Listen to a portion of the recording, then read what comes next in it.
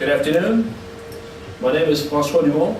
I'm COO, right pronunciation by the way, COO of GoldFinX.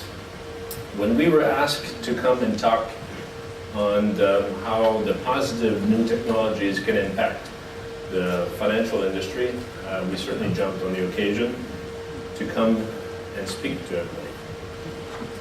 GoldFinX is a Fintech company that was created to solve a growing problem linked to gold mining.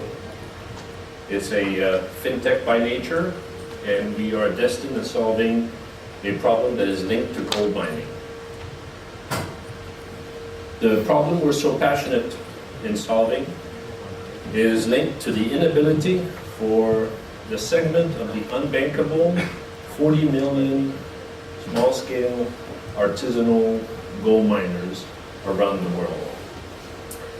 This problem has been existing for decades, and after many years of spending in research and studies from the United Nations, the World Banks, and large NGOs, everybody points to the same condition, horrific conditions of the gold mining environment that is causing severe impact on the environment, the community around the gold minings, and everything points to the inability for those small-scale gold miners to have access to capital, fundamentals in our environment. I think this is where we need to press on the video.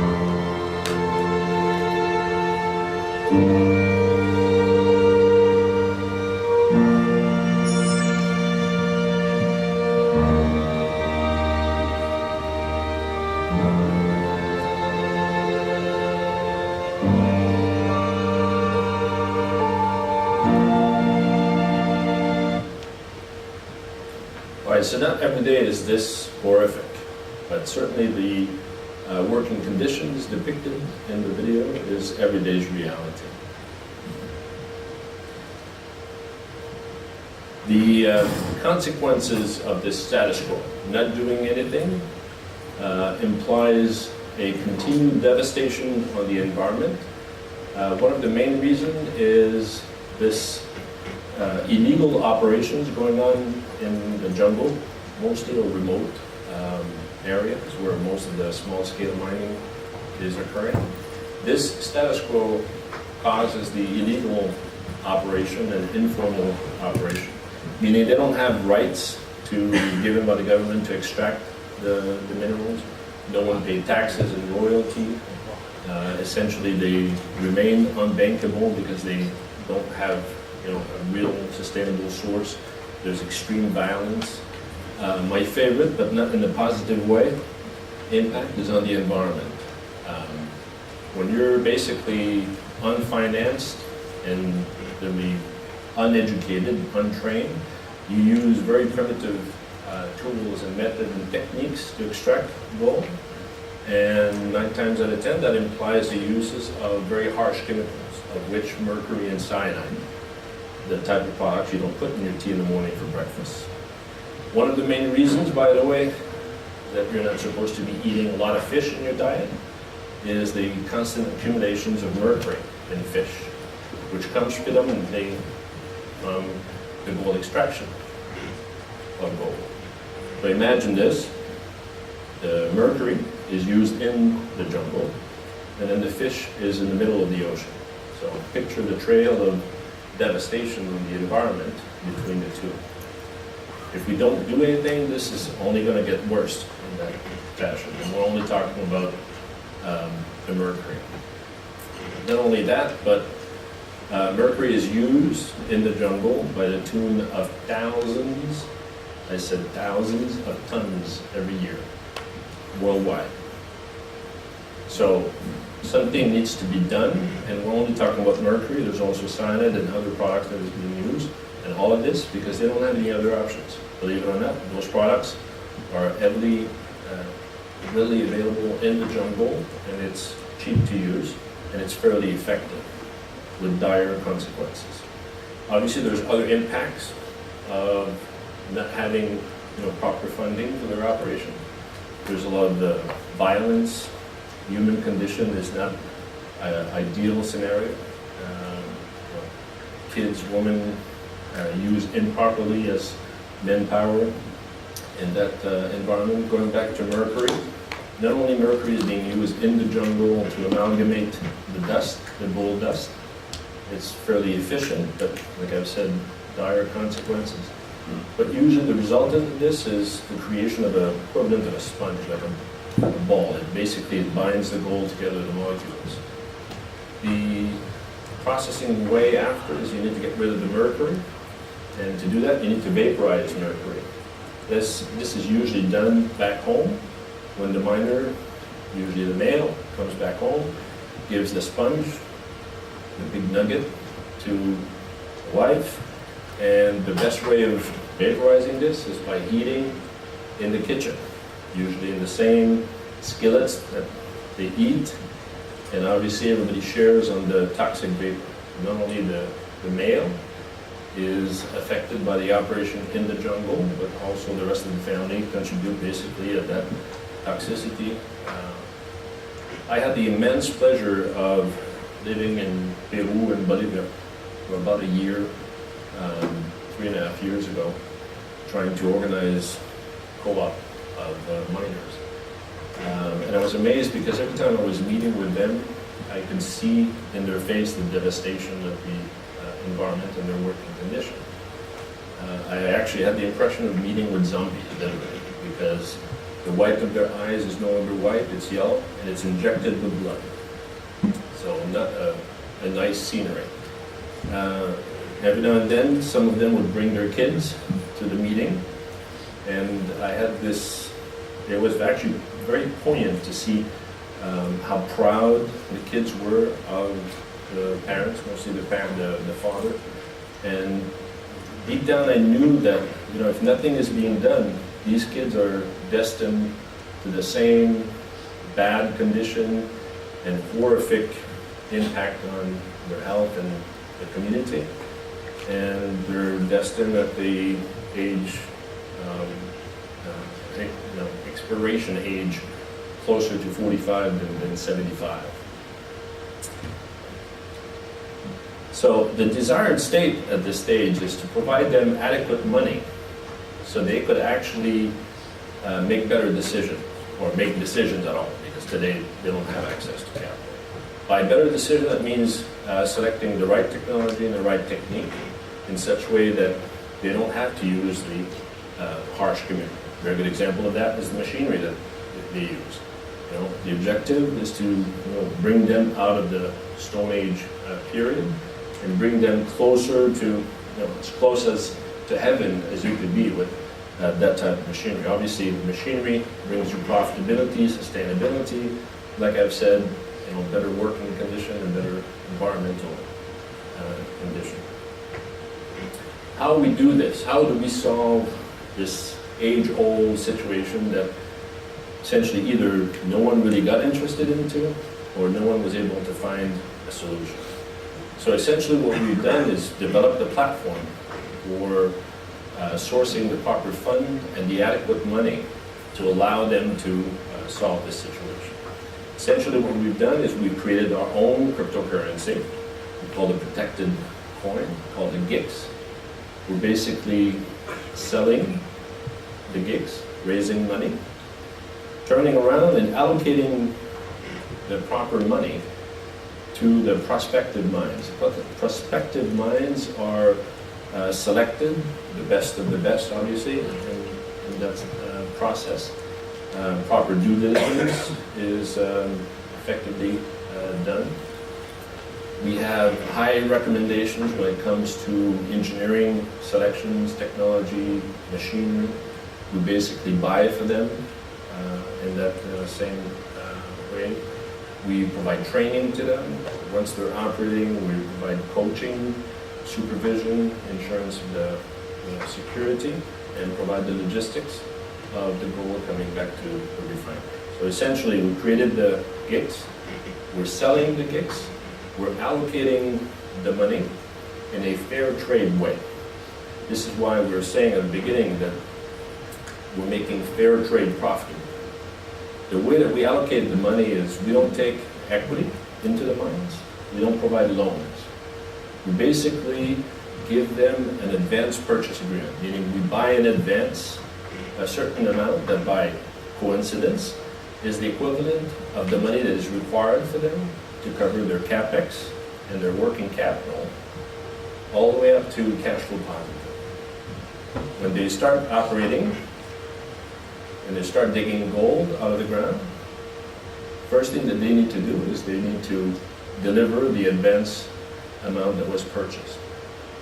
Once that is completed and fully delivered, then from that point on, and as a reward for providing them with this financial services, the ability to fund their operation, we're actually able to receive 20% royalty on the gold for the lifetime of the mine. From this 20%, which is probably the smallest amount you could have as a contribution to obtain any type of funding, let alone adequate funding. Now, remembering the machinery from this previous slide, they've never dreamed of having that type of machinery, but we're making this possible. So out of that 20% that comes in, without for them using 1% of their equity, out of that 20%, we take 75% of that amount, of the gold, and we store it permanently into a bank safe in Switzerland, a vault, that will increase every month on the productions of all of the mines that we will be able to finance. This is going to serve two purposes. This is going to be the ability for the GICs to have some sort of protection, like a truly asset-backed by gold, accumulating in the vault, in the reserve, and being directly linked legally through the smart contract to the GICs. So it's give you protection for the investment based on the GICs, and it gives you some sort of ability to be able to project in time a certain future value of the GICs, because this is how the investor makes money. It buys the GICs early, it holds the GICs, and then eventually, hopefully, it's going to increase in time in a more stable way because of this link to the gold and the guarantee that is associated with the smart contract. There's also a condition that is built into a smart contract where, should there be any condition that would prevent the GICs to continue to exist, there's a condition that kicks in to liquefy the content of the vault, and then the value associated with the gold is then distributed at the prorated of all of the GICs holding. So this we depicted as a circle because basically it also feeds on the possibility of being able to extrapolate the future value of the GICs. This is the important point when it comes to the investors at this level. You buy this year, the public price is €2. But we expect that once we go to the public exchange, when it's market driven at that stage, that it's going to follow the usual increase. But in this particular case, we offer key differentiators in the sense that we're able to have some sort of guarantee. All investment have risk, I must admit, but I would rather personally invest into some sort of an investment vehicle that offers some type of protection or some type of quasi-fallback position. So we expect that, unlike Bitcoin, it's not going to be the hyperbolic rise, but certainly not in a position to lose the core of its value because of this growing and accumulating value of the vault, the gold sitting in the vault. So essentially, as a summary, We created a GIX, our cryptocurrency. We're selling, we're allocating the money. So as much money as we raise, more mines we're able to help. In this particular scenario, the first phase, we're raising and we're selling 250 million coins, and we're hopeful to help at least 15 mines in this exercise. And then over a 10 years period, we anticipate that in that vault, we could accumulate as much as 2.5 billion euros. Hence the ability to somewhat predict the price in the future. There's other benefit of having adequate funding. One of them is our ability to document using the blockchain technology, a supply chain system, certifying the origin of the metal. It's extremely important when you bring this gold metal to the refinery that you're able to document the origin to prevent illegal use, illegal operations, linked to certain undesired government or civil war condition. So we have this true origination service where we will be able to certify the origin all throughout. As soon as the metal is coming out of the machinery, it's going to be captured in partnership with logistics and security, which is a very well-oiled machine industry currently. And then we're basically tagging along this tracking capability and certification program associated. That's going to give you the ability to obtain the higher price at the refinery, and therefore rendering the mining community a richer community in that environment. We're also going to be recommending we control the flow of the money. So 100% of the gold is routed to the refinery, 80% needs to be returned to the owner of the mine. We keep 20%, the bulk in gold that is accumulated in reserve. The difference, 5%, becomes the revenue of the GoldFinX financial company. We are hopeful that we, with encouragement and recommendation, the owner of the mines will accept a certain percentage of the payment associated to their 80% in the form of GICs, because this is going to give them the ability to be much more efficient when it comes to their cash management. Today in the jungle, when they're paying suppliers, buying diesel, for instance, not mercury or cyanide, but eventually buying the diesel, today it's being done by a pinch of gold dust. So needless to say, it's not very efficient and not very accurate. So that would prevent this ability to be much more efficient. The fact that they're no longer carrying gold on them as a mode of payment and ensure better security and safety for everybody. So if they're effectively using the GICs as a microcurrency, they'll be able to pay their employee. The employee will have the ability to have the secondary card to their wallet for the wife or the significant other, where that person will be able to go to the village, use the ATM and convert into the local fiat, local currency, being able to proceed with the traditional spending. This would also allow the payment for the suppliers that we will encourage, and hopefully this will become the microcurrency of that very specific segment of the 40 million small-scale gold miners around the world. Not, changing the worldwide currency system or banking system, but definitely very focused for that small community, truly helping in that environment. There's also a mention about the money spent from the United Nations and large NGOs around the world. There was a convention that basically came up following the initiative of the United Nations along the lines that they need to do something. They need to do something obviously for the environment, but also from the World Bank point of view, we're missing out as the planet of stimulating the economy that is associated to those operations. If you do this right, 40 million small-scale miners is the equivalent of a fairly large country, not to mention Canada, my home country, was about the same size.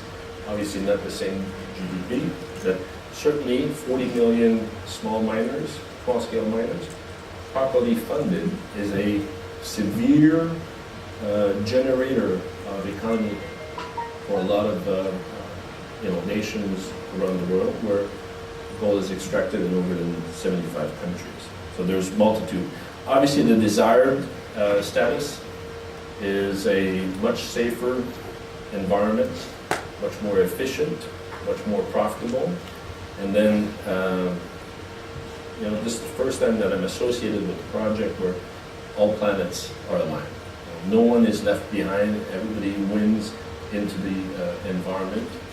The gold miners gets their funding. They basically gain in obtaining a much more civilized and promising life. The community also. The local government, which will become a key partner for us because we will be able to formalize, help the program for them. All of the countries that have a certain amount of gold miners on their territory has some type of formalization program where they need to teach them, they need to train them. Eventually, they need to become legal and formalized, so they can start paying their tax. They'll start paying their tax. Local government will be able to reinvest into the community, and all of a sudden, the community will look much more positive. Schools, safety, infrastructure, and then kids will have a life expectancy probably more than 45 years at that time. So, as a quasi-conclusion, which is right on time, we are doing our part. You can help too. There's 3 ways that you can help. The first one is you could buy our gigs, buy our cryptocurrency. The second is you can become an agent, which is selling to your friends, families, or networks. And then my favorite, the third option, would be for you to buy the gigs and then also become an agent. So if not pressure you, but accentuate the effort in that direction, you can use this code. I don't know if it's appearing correctly, but you can also visit us in the booth next door. We'll give you a little card. There's a code, gives you access to 50% discount during the pre-sale of our gigs. Hopefully we can make this happen. Thank you very much.